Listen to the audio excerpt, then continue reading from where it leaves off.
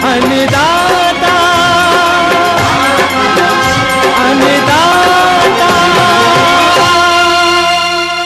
नमस्कार, मैं हूं शुभ मिश्रा और आप सभी दर्शकों का अन्नदाता कार्यक्रम में बहुत बहुत स्वागत करती हूं।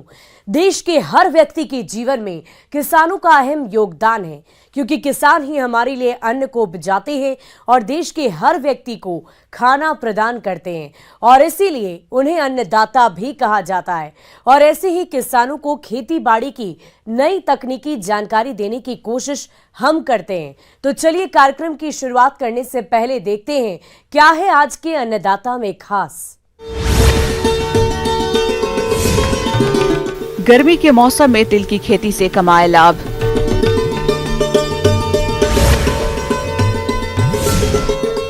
लीची के बाग में किए जाने वाले जरूरी कार्य।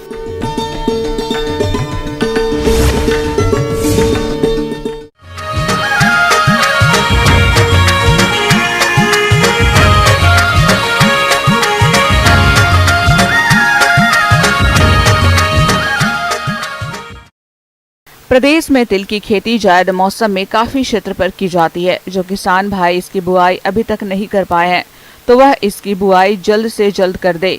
इसके लिए आपको उन्नत किस्मों का चयन करते हुए खेत की तैयारी से लेकर बुआई तक के सभी कार्यों को वैज्ञानिक तरीके से करना होगा। तो इसकी और अधिक जानकारी के लिए मिलते हैं जवाहरलाल नेहरू कृषि विश्वविद्यालय जबलपुर के डॉक्टर रजनी बिसेन से।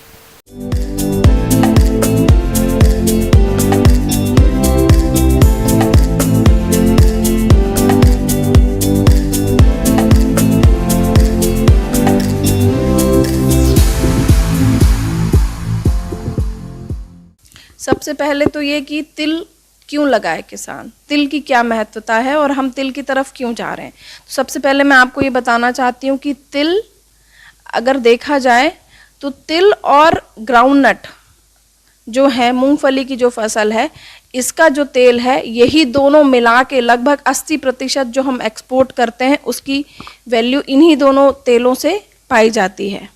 कि इसकी जो MSP है वो लगभग 7,370 रुपये है, जो कि बहुत ज़्यादा है। इसलिए मेरी ये सोच कहती है कि किसान भाई तिल की तरफ जाएं। उसके बाद आती है हमारी बात कि हम बीज की कौन सी किस्में लें। तो जो किस्में गर्मी के लिए, ये जो तिल है इसमें गर्मी के लिए भी कुछ किस्में विकसित की गई हैं जो हमारे ब्रीडर्स ने डेवलप की हैं। उनमें अगर हम MP की बात करें तो हमारे यहाँ पे अभी ही पिछले साल ही एक वैरायटी आई है उन्नत रामा। इसके अलावा जो पुरानी किस्में हमारे यहाँ MP के लिए उपलब्ध हैं उनमें PKDS 11, PKDS 8, PKDS 12, ये सारी किस्में हैं जो गर्मी के मौसम में लगाई जा सकती हैं। और इसके अलावा कुछ किस्में ऐसी हैं जो बाहर के प्रदेश से भी हमारे देश में लगाई जा सकती है। जैसे एक GT 11 अभी गुजरात तिल 11 रिलीज़ हुई है, जो पूरे देश भर में गर्मी के मौसम में लगाए जाने के लिए है, और ये काले कलर की है। इसकी भी उपज आपको 8 से 10 क्विंटल प्रति हेक्टेयर की उपज से दर से मिलेगी, और इसमें भी लगभग 48 से 39%, 48 to 49% ऑयल कंटेंट इसमें मौजूद है। इसके लिए जो हमको बुवाई के लिए जो मिट्टी की ज़रूरत है, उसकी बलुई दोमट मिट्टी होनी चाहिए, जो के लिए इसके लिए सबसे उचित मानी जाती है, जिसमें क्या कहते हैं जल भराव ना हो, क्योंकि जल भराव होगा तो दिक्कत होगी इसको। और ये वैसे भी ड्राउट के लिए, मतलब जहाँ पे कम पानी है वहाँ के लिए भी इसको अच्छा माना जाता है। किसान भाइयों, खेत की तैयारी के लिए मिट्टी पलटने वाले हल से एक जुताई की जाती है। उसके बाद 2 से 3 जुताइयां देसी हल या कल्टीवेटर से करके प्रत्येक जुताई के बाद खेत में पाटा चलाना आवश्यक है, जिससे ढेले टूट जाते हैं और भूमि में नमी का संरक्षण भी होता है। बुआई के समय खेत में पर्याप्त नमी का होना आवश्यक है। और क्योंकि ये बीज है, ये बहुत छोटा रहता है बीज का दाना, इसलिए किसान भाई ध्यान दें कि इसमें बड़े डिंगले ना हो खेत में, उस तरीके से खेत की तैयारी की जाए। उसके बाद अब बात आती है कि हमको क्या इसमें फर्टिलाइजर्स देने हैं। जो हमको उसके लिए हमको कम से कम 8 से 10 टन प्रति हेक्टेयर के हिसाब से गोबर की खाद या वर्मी कंपोस्ट का खेत में छिड़काव करके डलवा देना है। लेकिन अगर किसान भाई जो रिकमेंडेड डोज ऑफ फर्टिलाइजर्स हमारी तरफ से अनुशंसित हैं, अगर उनका इस्तेमाल करता है, जिसमें कि 60 किलो नत्रजन, 40 किलो फास्फोरस और 20 किलो आपका पोटाश नियमित तरीके से वो किसान भाई अपने खेत में डाले। क्योंकि ये तिलहनी फसल है तो हमको खेत में सल्फर डालने की बहुत ज़रूरत है। तो किसान भाई एलिमेंटल सल्फर या सल्फर किसी भी फॉर्म में सल्फर का इस्तेमाल करें, जिसमें 20 से 25 किलोग्राम सल्फर प्रति हेक्टेयर हर तीसरे साल अपने खेत में डालें, जिससे कि आपको ऑयल की जो उपज है, तेल जो उत्पादन होगा बीज से, उसमें आपको बढ़ोतरी मिलेगी। सिंगल सुपर फास्फेट, म्यूरेट और पोटास की पूरी मात्रा और यूरिया की आधी मात्रा का उपयोग खेत की तैयारी के समय करना चाहिए। शेष यूरिया की आधी मात्रा का प्रयोग बुआई के 25 से 30 दिन बाद फसल में उपरिवेशन के रूप में करना चाहिए। किसान भाइयों, तिल की बुआई 2 तरीकों से करते हैं। पहली है कतारों में बुआई और दूसरी है छिड़काव विधि। तो छिड़काव विधि से बुआई करने पर प्रति हेक्टेयर 5 से 6 किलो बीज की जरूरत होती है, जबकि लाइन में बुआई करने पर प्रति हेक्टेयर 4 से 5 किलोग्राम बीज पर्याप्त होता है। उसके अलावा जब हम इसको बोने जा रहे हैं उसके पहले हमको बीजोपचार करना है। तो बीजोपचार के लिए हमको 2 ग्राम थायरम और 1 ग्राम बेविस्टीन लेके इसका 3 ग्राम प्रति किलो बीज की दर से इसका उपचार करना है। इसके अलावा ये मैं बोलना चाहूँगी कि किसान भाई इसको छिटकवा ना बोएं, कोशिश करें कि इसको सीड ड्रिल से या लाइन सोइंग करें, मतलब इसकी जैसे भी कर सकते हैं आप। और इसको लाइन सोइंग में अगर हम दूरी प्लांट टू प्लांट डिस्टेंस की बात करते हैं तो 10 सेंटीमीटर प्लांट टू प्लांट और row to row 30 centimetre minimum distance रखना बहुत ज़रूरी है, जिससे कि पौधे को सही बढ़वार मिलेगी और उसमें सही बीज का फॉर्मेशन होगा, जो जिससे आपको उपज अच्छी मिलेगी। किसान भाइयों, तिल की फसल में खरपतवारों का नियंत्रण करना जरूरी होता है, इसलिए बोनी के 15 से 20 दिन पश्चात पहले निंदाई करें और इसी समय आवश्यकता से अधिक पौधों को निकालना चाहिए। निंदा की तीव्रता को देखते हुए दूसरी निंदाई आवश्यकता होने पर बोनी के 30 से 35 दिन बाद तो उर्वरकों का खड़ी फसल में छिड़काव करने के पूर्व करना चाहिए। दूसरी चीज इसमें गर्मी के मौसम में जब अगर खरीफ की होती तो पानी देने की दिक्कत ही नहीं थी, हमको पानी नहीं देना है। लेकिन अगर गर्मी की फसल है तो कोशिश करें ऐसा हमारे किसान भाई की ऐसी जगह पे लगाएं जहां पर भरपूर पानी है।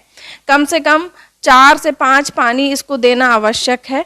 और जब हमारी फूल के बाद जब हमारी कैप्सूल फॉर्मेशन की स्टेज होती है उस वक्त पानी देना बहुत आवश्यक है, क्योंकि जब अगर प्रॉपर फिलिंग नहीं होगी तो ऑयल नहीं बनेगा, जो कि हमारी, क्योंकि ये तिलहनी फसल है तो उसका हमको किसान भाइयों को ज़रूर ध्यान देना है।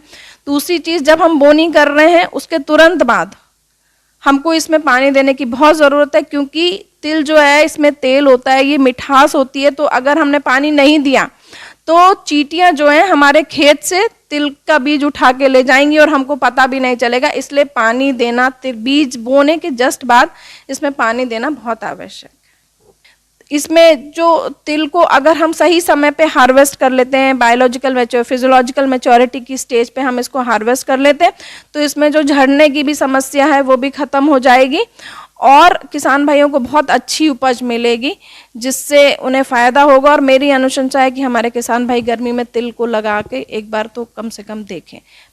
किसान भाइयों, अब लेते हैं एक छोटा सा ब्रेक।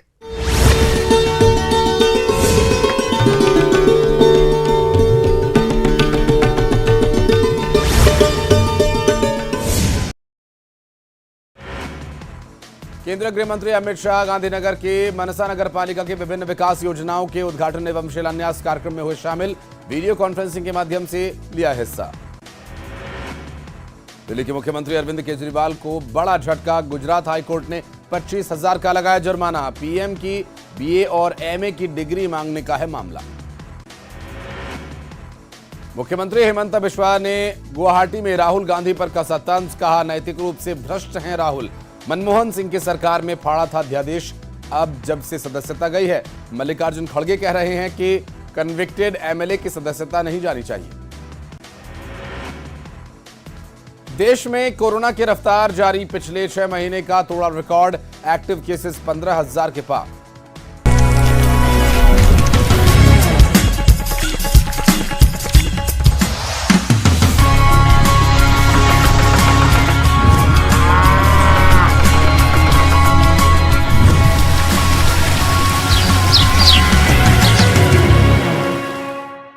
ब्रेक ब्रेक के बाद आप सभी दर्शकों का अन्नदाता में बहुत बहुत स्वागत है।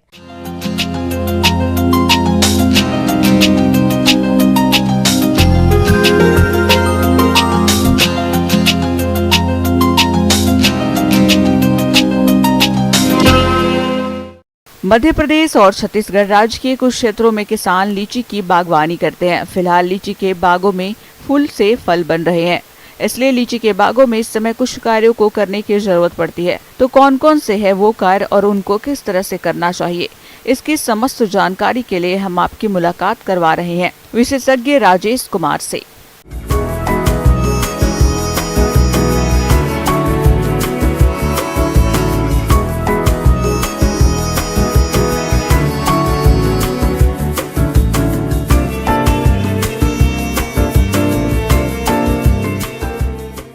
और फसलों की बनिस्बत अगर देखा जाए तो लीची बहुत ही शॉर्ट पीरियड कहा जा सकता है। इसका प्रबंधन मात्र 40 दिनों के लिए ही होता है। अगर कहा जाए 40 दिन बढ़िया से प्रबंधन आप कर लेते हैं तो उच्च गुणवत्ता युक्त आप फलों की प्राप्ति कर सकते हैं। इसके लिए 3-4 बातों का ध्यान बहुत ज़रूरी है। पहला कि खेत में नमी हमेशा होनी चाहिए और इसमें हल्की सिंचाई बार बार करनी चाहिए, न कि एक ही बार फ्लडिंग कर देना चाहिए। इसमें सिंचाई करें, जरूर करें और हल्की सिंचाई करें। इसके लिए आपको क्या करना है कि अगर ड्रिप इरिगेशन सिस्टम किए हुए हैं या स्प्रिंकलर सिस्टम या रेन गेन जो भी सिस्टम है, माइक्रो इरिगेशन जिसको बोलते हैं, उस पद्धति को अपनाएंगे तो ज़्यादा ये आपको फायदेमंद होगा। लीची के बाग में फूलों और फलों का झड़ना समस्या है, लेकिन जब अधिक मात्रा में फूल और फल झड़ने लगे तब इसके नियंत्रण पर ध्यान देने की जरूरत होती है। वैसे तो फूल और फल झड़ने के कई कारण हो सकते हैं, लेकिन तापमान में उतार चढ़ाव, हार्मोन्स का संतुलन, पोषक तत्वों की कमी, गलत समय पर सिंचाई, तेज हवाओं और कीड़े व रोगों का प्रकोप मुख्य कारण है। लीची के पौधों में 3 प्रकार के फूल आते हैं। शुद्ध नर फूल सबसे पहले आते हैं, जो मादा फूल आने के पहले ही झड़ जाते हैं, अतः इनका उपयोग परागण कार्य में नहीं हो पाता। कार्यकारी नर फूल जो मादा फूल के साथ ही आते हैं, इन्हीं नर पुष्पों से मधुमक्खियों द्वारा परागण होता है। लीची में उभयलिंगी मादा फूलों में ही फल का विकास होता है। इन फूलों में पुंकेसर अंडाशय के नीचे होता है, अतः स्वयं परागण ना होकर कीटों द्वारा परागण की जरूरत होती है। इसलिए अधिक फलन के लिए मादा फूलों का समुचित परागण होना चाहिए और परागण के समय कीटनाशी दवाओं का अधिक छिड़काव ना करें। और एक और देखिएगा कि इसमें क्या बोलते हैं, उसका फटन यानी फल का फटना एक बहुत ही मतलब जटिल समस्या होता है। किसान भाइयों के अगर फल फट जाता है तो उनका इनकम पर बहुत ही बुरा असर पड़ता है। फल का अगर फटने की बात है तो वो 2-3 चीज़ मुख्य रूप से होता है। पहला, अगर तापमान में बहुत तेज़ी से उतार चढ़ाव हो रहा है तो उस समय फल फटने की प्रवृत्ति बहुत ज़्यादा होती है। इसके लिए तो सिंचाई करना ही चाहिए। और बोरोन का 4 ग्राम प्रति लीटर पानी के हिसाब से बोरोन का स्प्रे 2 बार जरूर करें, नहीं तो कैल्शियम सल्फेट और बोरन दोनों का मिक्सर करके भी आप प्रयोग कर सकते हैं, फायदेमंद होगा। लीची के बगीचे में अच्छी फलन एवं उत्तम गुणवत्ता के लिए मंजर आने के संभावित समय से 3 माह पहले पौधों में सिंचाई ना करें और अंतर शस्य फसल नहीं लगाएं। मंजर आने के 30 दिन पहले पौधों पर जिंक सल्फेट 2 किलोग्राम प्रति लीटर का घोल बनाकर पहला और 15 दिन बाद दूसरा छिड़काव करने से मंजर एवं फूल अच्छे आते हैं। फूल आते समय पौधों पर कीटनाशी दवा का छिड़काव ना करें और बगीचे में पर्याप्त संख्या में मधुमक्खी के छत्ते रखें। फल लगने के 1 सप्ताह बाद NAA 20 मिलीलीटर प्रति लीटर पानी का एक छिड़काव करने से फूलों और फलों को झड़ने से रोका जा सकता है। उसमें अगर लीची में खाद प्रबंधन की बात किया जाए तो उसमें आपको 300 से 350 ग्राम यूरिया और 300 ग्राम आपको पोटास दोनों का मिक्स करके प्रति पेड़ के हिसाब से, जहाँ तक लीची का छत्रक होता है, छत्रक से 1 मीटर अंदर 15 सेंटीमीटर चौड़ाई या 15 सेंटीमीटर गहराई करके आपको चारों तरफ उसको डाल देना है। इसमें जहाँ तक कीट व्याधि की बात होती है तो मुख्य रूप से 3 कीट व्याधि प्रमुख होते हैं। एक होता है माइट बोलते हैं हम लोग।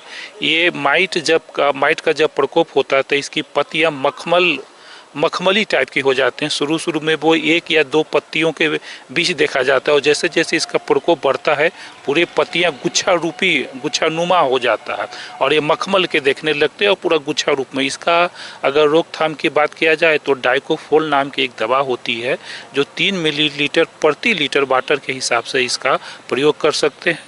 और इसका प्रयोग करने के लिए जब लीची की तुराई हो जाती है, यानी पहला स्प्रे अगर कहा जाए तो सितंबर-अक्टूबर महीना में करना चाहिए और दूसरा स्प्रे इसका जो है वो फरवरी माह में करना चाहिए।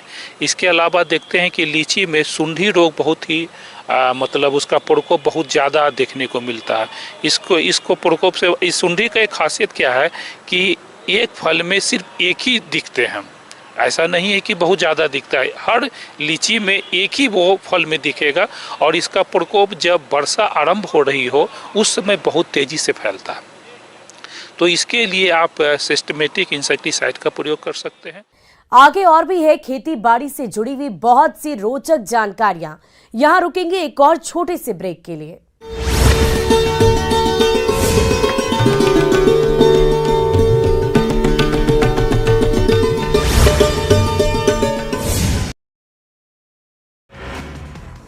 केंद्रीय गृह मंत्री अमित शाह गांधीनगर के मनसा नगर पालिका की विभिन्न विकास योजनाओं के उद्घाटन एवं शिलान्यास कार्यक्रम में हुए शामिल।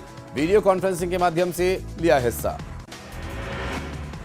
दिल्ली के मुख्यमंत्री अरविंद केजरीवाल को बड़ा झटका। गुजरात हाईकोर्ट ने 25,000 का लगाया जुर्माना। पीएम की बीए और एमए की डिग्री मांगने का है मामला।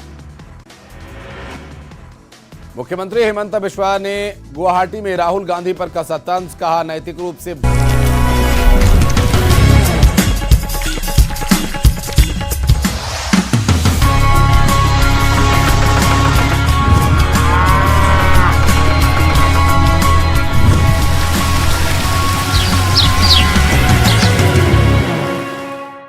ब्रेक के बाद एक बार फिर से आप सभी दर्शकों का अन्नदाता कार्यक्रम में स्वागत है।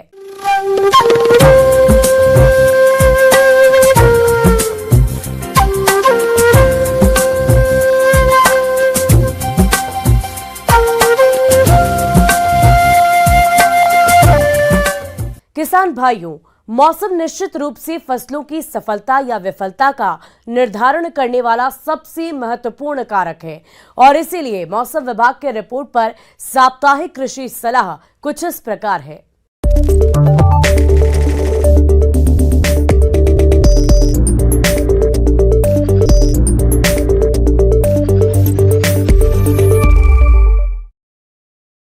IMD मौसम केंद्र भोपाल द्वारा जिला स्तरीय मौसम पूर्वानुमान पर आधारित राजमाता विजयाराजे सिंधिया कृषि विश्वविद्यालय क्षेत्रीय कृषि अनुसंधान केंद्र झाबुआ द्वारा भेजे गए मौसम पूर्वानुमान रिपोर्ट के आधार पर जिला झाबुआ और इससे लगे जिलों के किसान भाइयों को सलाह दी जाती है कि इन क्षेत्रों में आगामी दिनों में आसमान में साफ से छिटपुट बादल छाए रहने एवं आगामी दिनों में वर्षा नहीं होने का अनुमान है। अधिकतम और न्यूनतम तापमान 34 से 37 डिग्री सेल्सियस और न्यूनतम तापमान 19 से 21 डिग्री सेल्सियस के बीच रहने का अनुमान है। हवा पश्चिम से उत्तर पश्चिम दिशा से 10 से 15 किलोमीटर प्रति घंटे की रफ्तार से चलेगी। ऐसे में इन क्षेत्रों के किसान भाइयों को सलाह दी जाती है कि पककर तैयार गेहूं की फसल की कटाई शीघ्रता से करें व कटी हुई फसल को खलिहान में धूप में उचित नमी स्तर पर सुखाकर गहाई करें। तरबूज और कद्दू, भिंडी व ग्रीष्मकालीन मूंग, उड़द एवं सब्जियों की 7 से 10 दिन के अंतराल पर सिंचाई करें एवं अनुशंसित उर्वरक की मात्रा दें। मूंग और उड़द की फसल में रस चूसक कीटों व वायरस जनित रोगों के नियंत्रण के लिए थायोमेथाक्सम दवा 7 ग्राम प्रति पंप की दर से घोल बनाकर छिड़काव करें। आम के पेड़ों पर मीलीबग एवं मैंगो हॉपर कीट के नियंत्रण के लिए एसीफेट पाउडर 45 मिलीलीटर प्रति पंप या लिम्डासाइहाइलोथ्रिन 10 मिलीलीटर प्रति पंप तथा घुलनशील गंधक 2 ग्राम प्रति लीटर पानी के हिसाब से घोल बनाकर छिड़काव करें। आम में फल गिरने की समस्या को देखते हुए हल्की सिंचाई करें। पूर्व में कलिकायन हेतु काटे गए नए बेर के पुराने व देसी पेड़ों से निचली शाखाओं में से 3 से 4 शाखाओं को छोड़कर शेष शाखाओं को काटकर अलग कर दें। सब्जियों में रस चूसक कीट व वायरस जनित रोगों के नियंत्रण के लिए थायोमेथाक्साम दवा 7 ग्राम प्रति पंप की दर से घोल बनाकर छिड़काव करें। मिर्च, टमाटर, बैंगन आदि में प्ररोह एवं फल छेदक इल्ली की रोकथाम के लिए इमामेक्टिन बेंजोएट 10 मिलीलीटर प्रति पंप की दर से घोल बनाकर छिड़काव करें। अधिक बरसीम खिलाने से पशुओं को अफारा बीमारी हो सकती है। अफारा होने पर 500 ग्राम सरसों के तेल में 60 ग्राम तारपीन का तेल मिलाकर दें। पशुओं व बछड़ों को कृमिनाशक दवा खिलाएं। बकरियों को PPR बीमारी से बचाव के लिए टीका लगवाएं।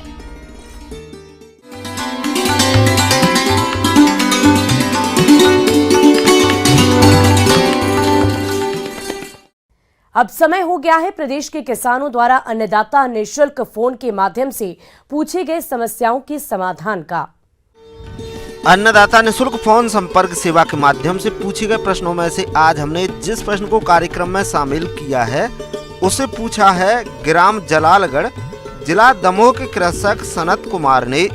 ये बकरियों की देखरेख और प्रबंधन के बारे में जानकारी चाहते हैं। तो सनत कुमार जी, आपकी जानकारी के लिए प्रस्तुत है कार्यक्रम का ये अंश।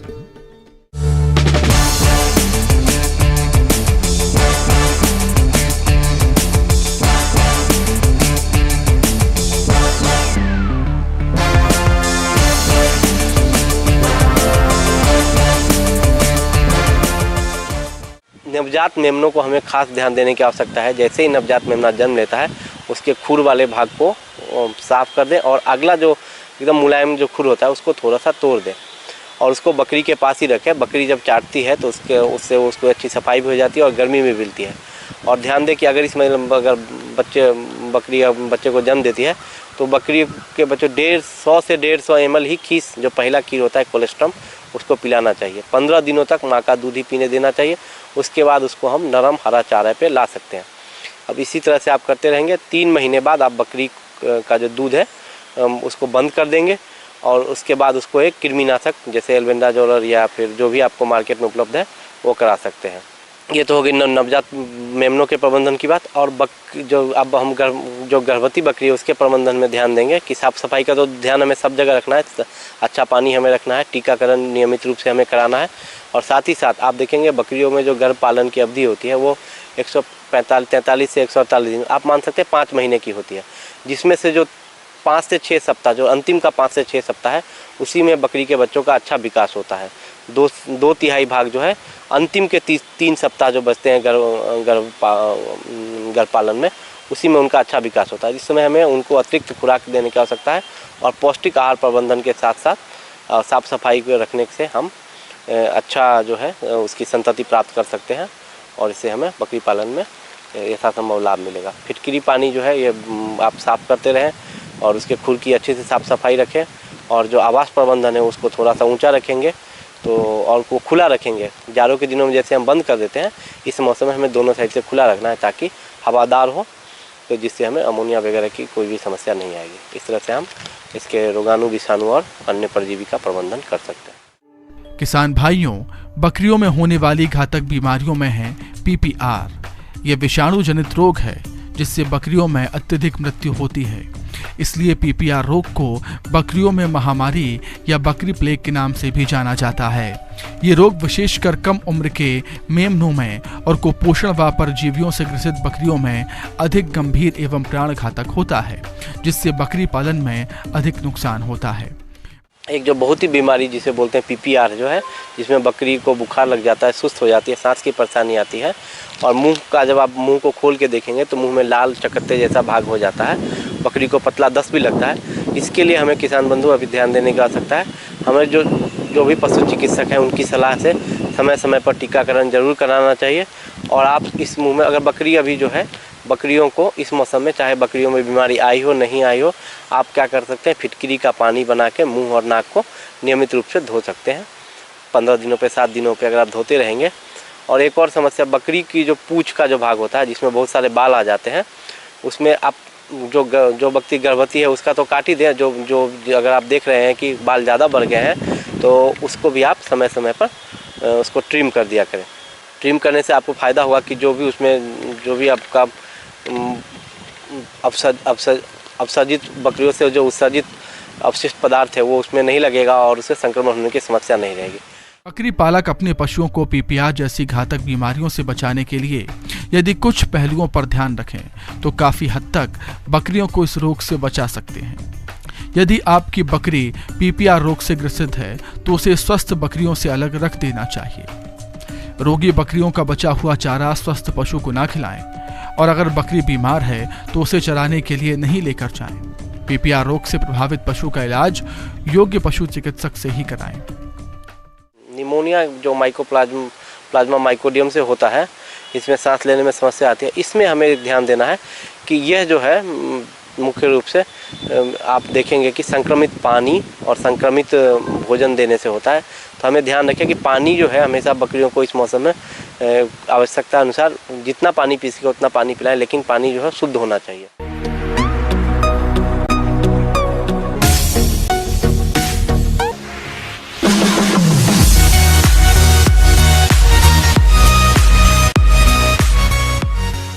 और अब देखते हैं राज्य की कुछ चुनी हुई मंडियों में क्या रहा है प्रमुख फसलों का दाम।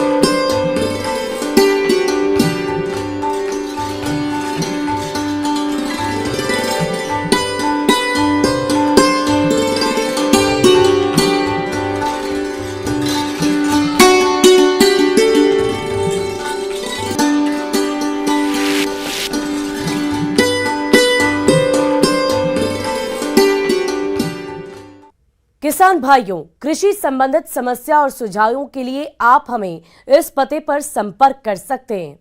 प्रोड्यूसर अन्नदाता, news 18 Madhya Pradesh Chhattisgarh, Ramoji film city Hyderabad 501512। साथ ही आप हमें ईमेल भी कर सकते हैं।